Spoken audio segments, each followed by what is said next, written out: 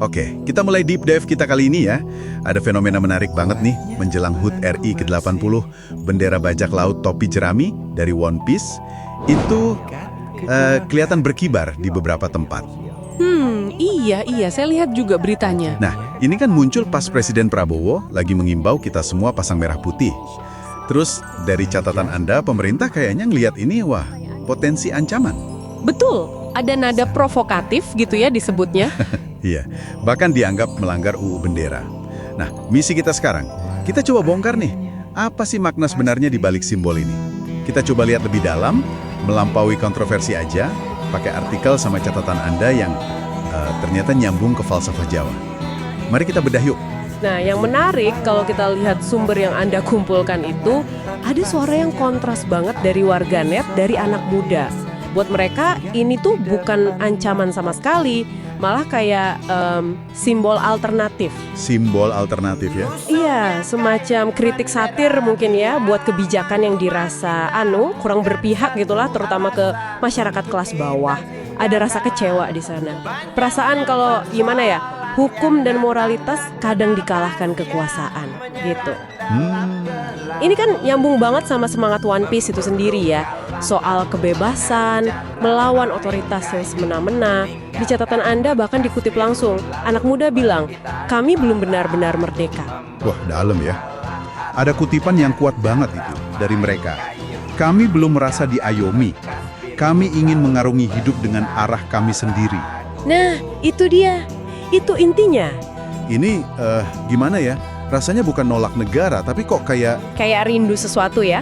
Iya, rindu rasa aman, rindu arah. Mirip Luffy yang nyari One Piece-nya itu. Nah, ini yang seru, ternyata nyambung langsung ke jantung pemikiran Jawa soal kemerdekaan yang hakiki. Apa itu? Merdeka sejati. Di catatan Anda kan dijelasin tuh, konsep kepemimpinan ideal Jawa itu ada ngayomi, artinya melindungi. Ngayomi ya. Negara iku kudu ngurusi rakyat, terus ngawulo. Kudu bisa ngawulo. Intinya, negara itu wajib melayani rakyat. Sama prinsip wong ke wong cilik, memanusiakan rakyat kecil. Nah, kalau gitu, perasaan belum diayomi tadi itu kayak langsung nyentil idealisme ini ya? Banget. Kayak ada gap gitu antara idealisme luhur sama kenyataan yang dirasain. Ini makin menarik nih.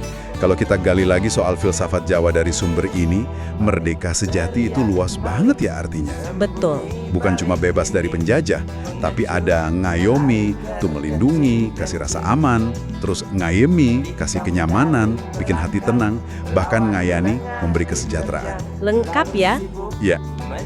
Jadi keluhan belum merasa diayomi, itu udah kayak gugatan langsung ke pemenuhan janji kemerdekaan secara filosofis gitu.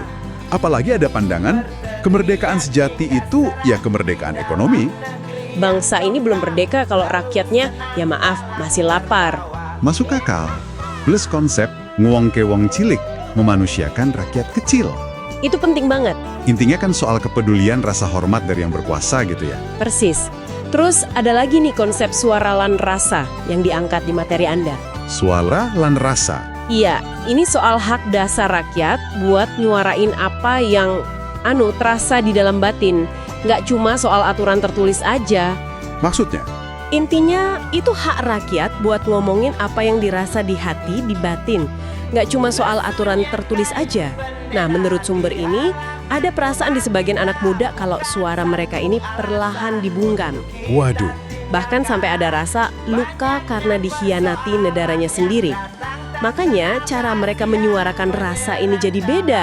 Ya lewat simbol visual tadi, bendera topi jerami, atau mungkin meme, cosplay, itu jadi bahasa ekspresi baru mereka. Jadi kalau gitu, kesalahpahaman utamanya jangan-jangan nganggep ini upaya mau ganti merah putih ya? Nah, materi Anda jelas banget bilang bukan itu. Justru, kalau pakai kacamata filsafat Jawa lagi, kayak manunggalin kaulalan Gusti, itu kan ngajarin harmoni penyatuan. Bukan penolakan ya? Bukan. Simbol-simbol ini bisa disatukan dalam makna yang lebih dalam. Jadi bukan pengganti, tapi lebih kayak pelengkap. Merah putih ya simbol bangsa kita. Topi jerami ini mungkin simbol kebebasan pribadi buat bermimpi, beraspirasi. Oke. Jadi jelas ya posisinya. Nah, kalau gitu, apa nih artinya semua ini buat Anda, para pendengar? Fenomena ini kayaknya jauh ya dari sekedar kenakalan remaja atau ancaman. Iya, Ini lebih kayak cermin aspirasi, mungkin juga kritik dari generasi muda yang diungkapin pakai cara mereka sendiri, pakai budaya populer yang dekat sama mereka. Jadi bukan melawan negara, tapi mungkin lebih pas kalau dibilang memanggil nurani bangsa. bisa jadi gitu. Intinya mungkin gini, bendera topi jerami ini jadi semacam wadah ya. Wadah ekspresi kerinduan. Rindu nilai-nilai luhur bangsa yang mungkin dirasa belum sepenuhnya terwujud. Nilai kayak ngayemi yang tadi kita bahas. Ada kutipan bagus di salah satu artikel, sakjane bendera iku mungkain, tapi yang diisi semangat bisa jadi panji perubahan. Perubahan, wah. Semangatnya itu ya campuran tadi, ada kecewa, ada idealisme, ada pencarian makna merdeka yang utuh. Ada kalimat penutup yang bagus juga nih di sini. Bangsa besar adalah bangsa yang tidak takut mendengar suara anak mudanya. Dan Khalifan Jawa juga ngingetin kita, diam itu bukan berarti setuju, tapi yang bicara belum tentu ingin merusak. Kadang mereka hanya ingin didengar. Bener banget. Nah, mungkin sebagai pemikiran akhir nih buat Anda renungkan di rumah. Gimana ya caranya kita bisa bangun jembatan komunikasi antar generasi? Biar suara dan rasa kaum muda ini yang mungkin muncul lewat cara-cara baru kayak gini, gak cuma sekedar terdengar sambil lalu, tapi juga bisa dipahami. Dipahami sebagai bagian dari denyut nadi bangsa kita yang terus tumbuh dan mencari makna kemerdekaannya. Dan mungkin ya satu pemikiran terakhir nih, untuk Anda bawa pulang dari deep dive kita kali ini.